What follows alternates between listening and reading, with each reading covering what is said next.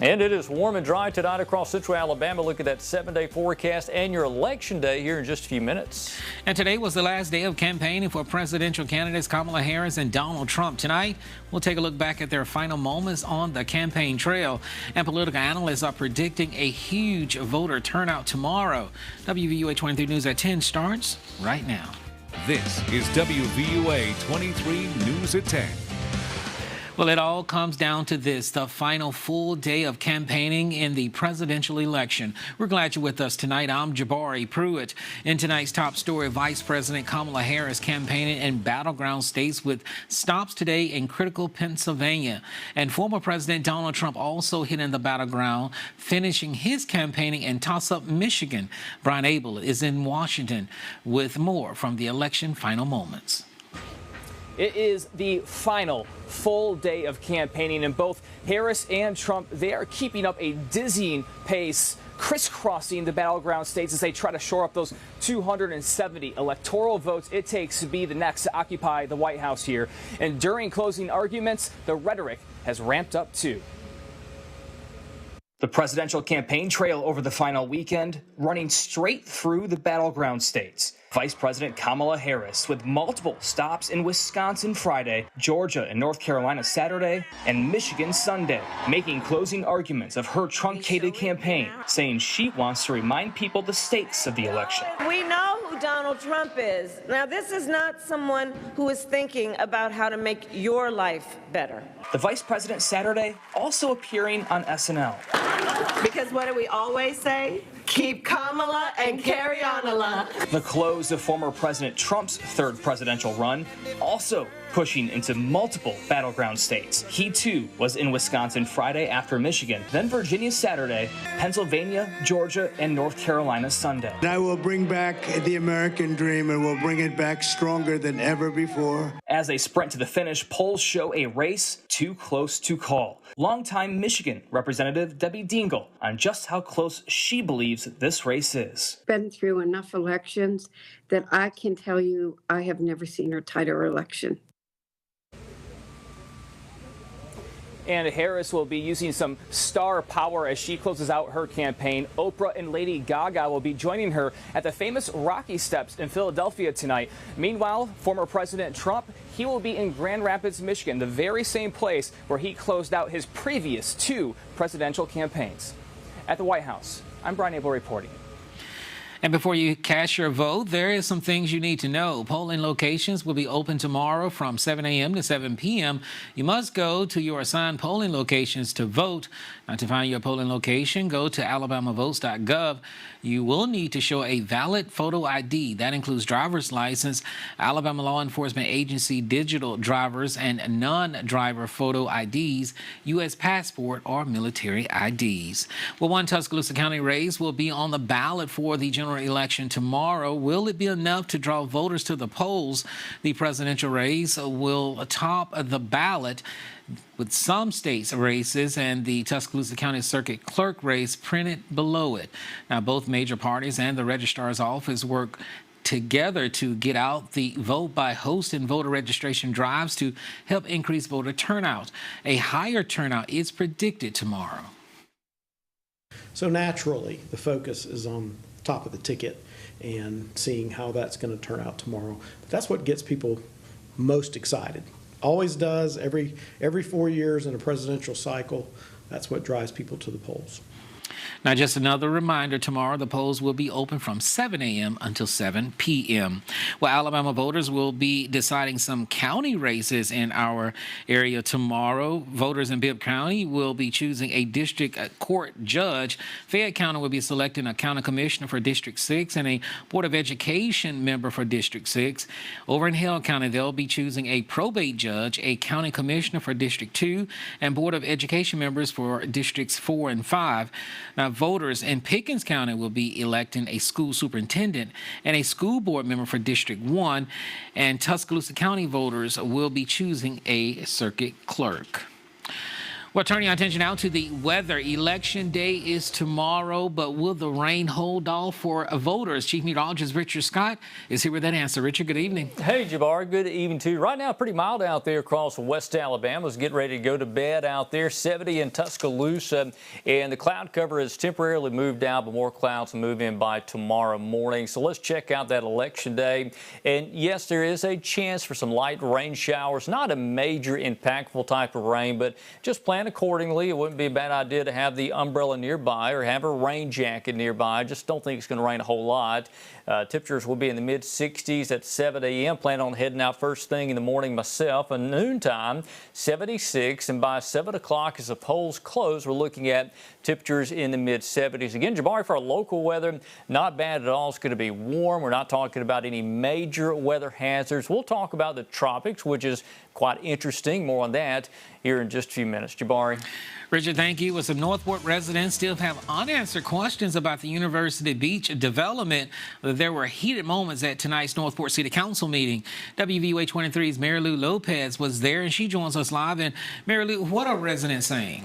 Jabari, transparency is what residents emphasize to the council, and they say it's something they've been asking for since the beginning. After hearing many concerns over the University Beach development, the Northport City Council opened up the floor tonight for a public comment. The attorney for the developer of the project was present and cleared up previously unanswered questions for residents. One resident spoke up about his concerns over the steps being taken towards the development and also on the lack of communication from the council. It makes it harder on them and us. If they're just open with us, we might be mad for a short while, but you know, this is a slap in the face. This is saying we're going to do what we want to do, meaning the council, and you know, we don't care. We don't care how you feel about it. The Northport City Council said they will work on being more transparent with the public and maintain them informed on any developments. Jabari. Mary Lou, thank you. Well, Brookwood High School held a community resource event tonight. Over 30 organizations around the community set up tables with information on all of the resources they provide. Tuscaloosa One Place, United Way, and Reach Program were some of the few organizations people were able to get connected with. Brookwood Mayor Joe Barger says knowing what and where the resources are is the best way to be able to take advantage of them.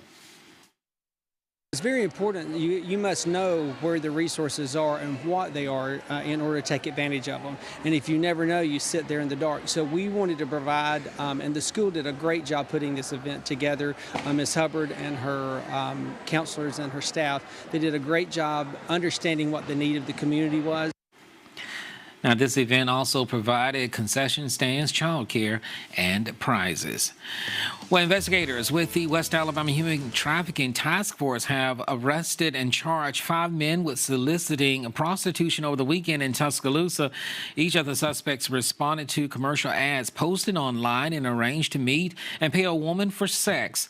Now, each of the men were arrested after arriving and giving money to the undercover police officer.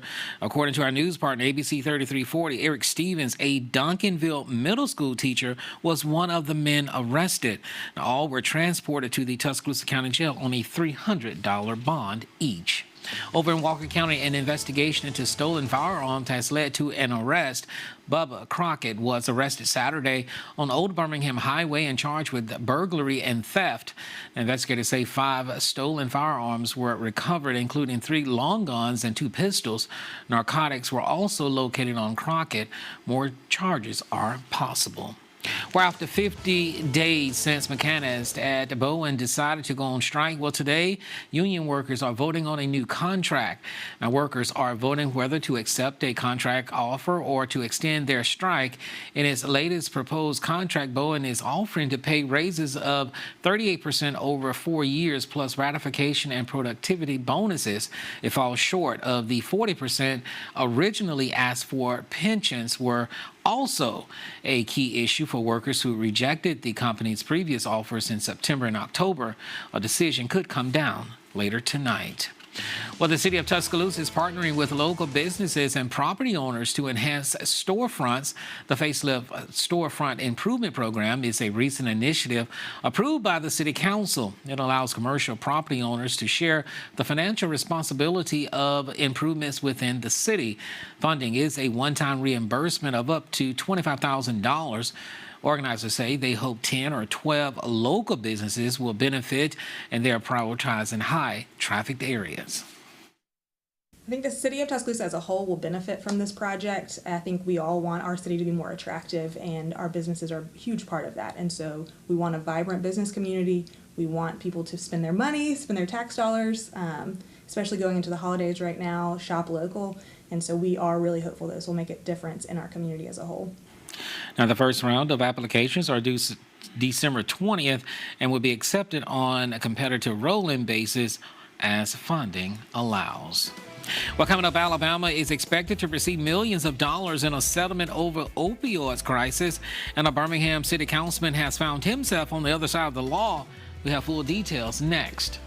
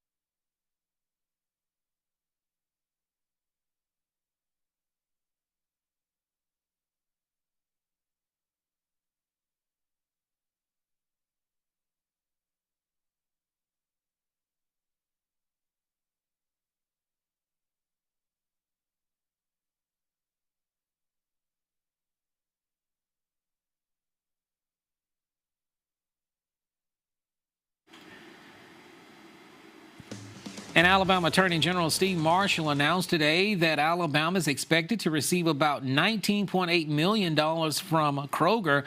The settlement is the latest action taken to hold those responsible for creating and fueling the opioid crisis accountable. The payments are expected to begin early next year.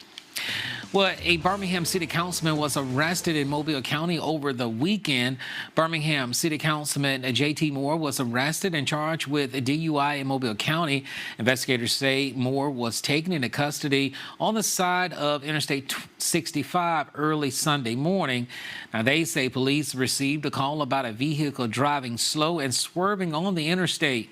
Officers located the vehicle, pulled over with Moore passed out inside. Moore was arrested then and booked into the Mobile Metro County Jail. Well, millions of Americans are in the path for severe weather tonight. Well, portions of the central and southern U.S. could see powerful storms. This all coming just hours before Americans head to the polls for Election Day. Jen Sullivan is tracking the threat and has details on the damage. Portions of the U.S. bracing for possible severe weather Monday night into Tuesday morning. The greatest threat spanning from Texas up to Illinois. This system could spawn tornadoes, thunderstorms, and flash flooding. For some of these areas, this is the third straight day of storms, like in Oklahoma, where dozens of tornadoes tore through the state over the weekend. Oh yeah, it was a war zone. In the Oklahoma City area, dozens of structures destroyed. This tree crashing through the roof and landing in the living room. Cars flipped into homes, power lines toppled over in the streets. This pole slicing through a car's windshield. Our grill went flying, everything just destroyed our whole backyard. Some residents say they had no warning. I looked outside and within like 5 seconds, all hell broke loose. The storms leaving at least 11 people hurt, and now more severe weather is on the way, just hours ahead of Election Day. We're prepared for it. I don't think it's going to affect the turnout at all. I'm Jen Sullivan reporting. And a few showers will be possible for Election Day, otherwise mild weather conditions. Look at that local forecast up next.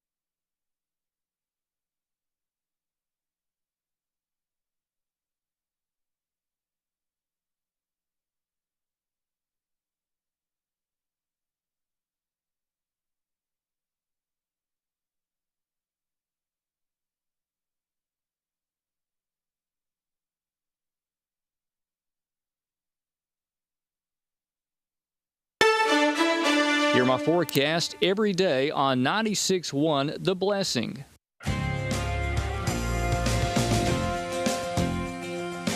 It's a mild evening across West Alabama tonight. Here's a live view from our Demopolis camera in North Marengo County. Looking southward there towards the city of Linden from Demopolis. Again, looking southward into central Marengo. 73 currently out the door, and right now 70 from Brodduty Stadium. Here in Tuscaloosa, and from the stadium, we're viewing off towards the west direction. Wind east-southeast at 10 miles per hour. 80 the formal high this afternoon. Look at the average high, 69. So we are 11 degrees above that, so quite a contrast to the record on this date in 2003 of 86. But look at the record low. How about 23? Temperatures can swing a lot this time of the year between warm weather and cold temperatures, predominantly more towards the cold weather season. Here's a look at what's going on Doppler radar. So far tonight, things are nice and quiet. That will change, though, as early as daybreak tomorrow morning. 73 in Demopolis, 70 Tuscaloosa, and some of the cooler pockets still pretty warm tonight. Understand the average high again upper 60s, and that's kind of where we are right now across the board. But clouds are beginning to kind of come back in tonight. No rain just yet. We'll likely see some rain develop, some light rain by early tomorrow morning. So for the bus stop forecast, 6, 7 a.m. looking at 65, mild and breezy. And by the afternoon drive home, quite a warm day up to 81. A few showers out there, and again tomorrow, what you will notice is quite a bit of extensive cloud cover and a breezy day tomorrow as well. So if you're getting out to vote for Election Day, hope you are. 7 a.m., 65 as the polls open up. Lunchtime around 76, 75 as the polls close. Tomorrow evening at 7 p.m. And again, the chance for some light showers occasionally. Can't totally rule that out. Best word advice, take the umbrella or the rain jacket just to have with you. Those showers will be generally brief. Let's talk about the tropics. Raphael here just south of Jamaica right now. See the swirl beginning to take more shape, looking more like a tropical cyclone. It is formerly a tropical storm. Winds at 45 miles an hour sustained there. and it's beginning that turn back towards the northwest. We have hurricane warnings for the Cayman Islands back towards the western half of Cuba. That's going to cross western Cuba on Wednesday morning as a hurricane, then move into the Gulf of Mexico. After that, models kind of diverge a little bit. Some move further west, then some turn it right north towards Mississippi and Alabama. But let me just say this, there's going to be a lot of wind shear dryer. This storm's going to get ripped apart quickly. So if it does turn north, I don't expect any major impact for Alabama or Mississippi. Some beneficial rain, a good possibility, and that's something we need across the region, just more rainfall. And I think we could get that as this tropical system interacts with the surface cold front moving in on Friday and Saturday. Here's your forecast. Notice again for the weekend here. We have those rain chances coming back up. So I think in the short term, we're talking scattered showers for tomorrow and Wednesday. Thursday, rain chance start to come up a little bit. Then Thursday, better chance, or Friday, a better chance for some rain, as well as on Saturday. Highs will be in the 70s at that point. And again, Jabbar, I'm going to really watch that tropical low pressure and you know, it's odd to say. I do hope it comes our way because this is a good setup to where it's going to be a weakening, degenerating low pressure, not a big powerful hurricane. Right. So the benefits on this one would probably outweigh the risk. Well, you know, tomorrow's election day. Yeah. When is there election day when there's no rain? Yeah, at least tomorrow's rain chance is minor, so it's not a total wash. But hey, I tell you what's going out west of us is pretty rough weather right now. So I know for some parts of the country it is a problem. All right, Richard, thank you. Yeah. Well, Gary Harris is standing by with a look at what's coming up in sports. Gary, good evening. I tell you what, Jabbar, if you let a few showers keep you from voting, you didn't want to vote anyway. You know what I mean? Coming up, the Alabama men's basketball team opened the season tonight against UNC Asheville, and boy, Bama looked good. And so did the women in their season opener against New Orleans. They rolled as well. A lot of exciting highlights, Bama men and women, coming up next in sports.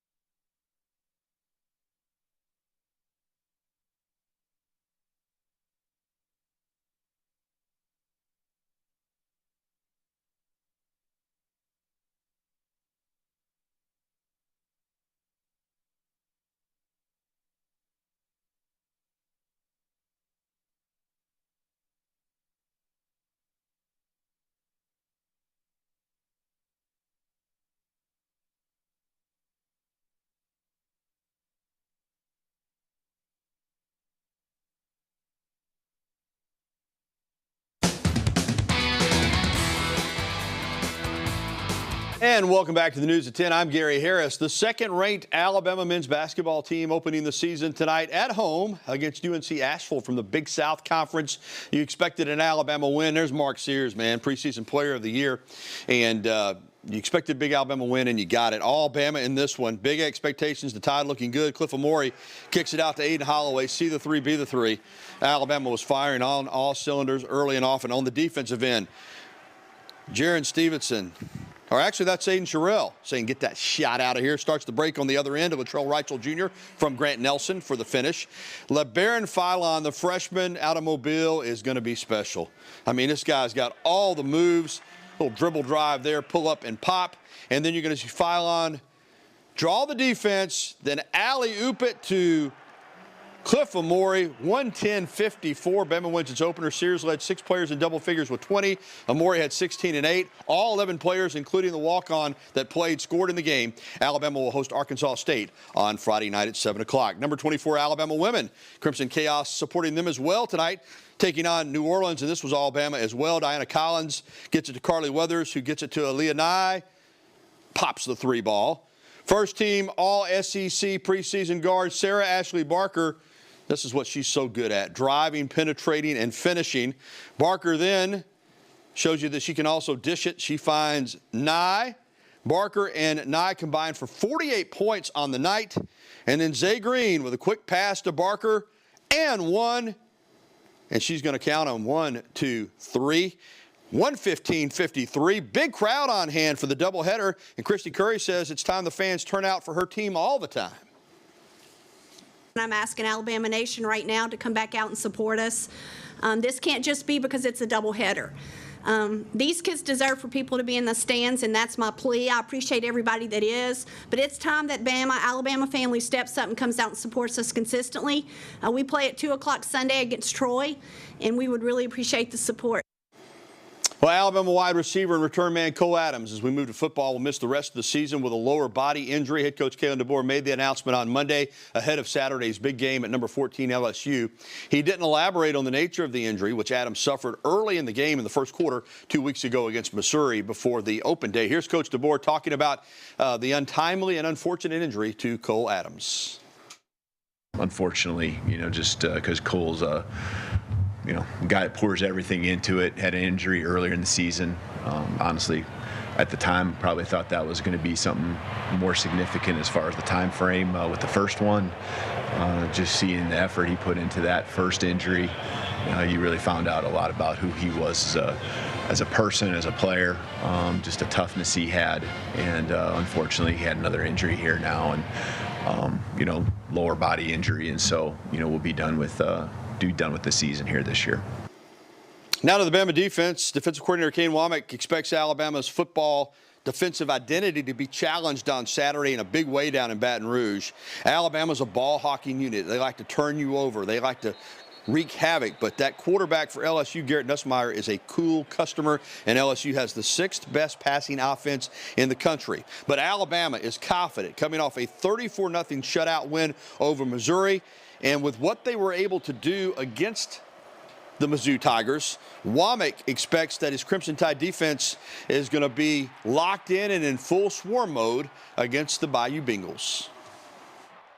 So I thought that was a great momentum builder for our players to know, hey, one, we were able to get a shutout, we were able to get the stop, but also I thought it was a real opportunity for some older players and coaches to be able to demand the standard out of some younger players that we are going to have to count on, as the season goes. We've already counted on some of those players due to injuries. So I think certainly anytime you can get a shutout, especially in the SEC, I think you can build off of that momentum.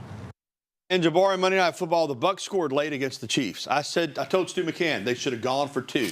They didn't. They go to overtime. They lose to the Chiefs 30-24. Try to win the game when you got a shot. Well, man. I heard you saying that right there when you came in the studio. You get in overtime against the Chiefs in Kansas City, you ain't going to win. Right. All right, Garrett, thank you. Stick around. We're coming right back.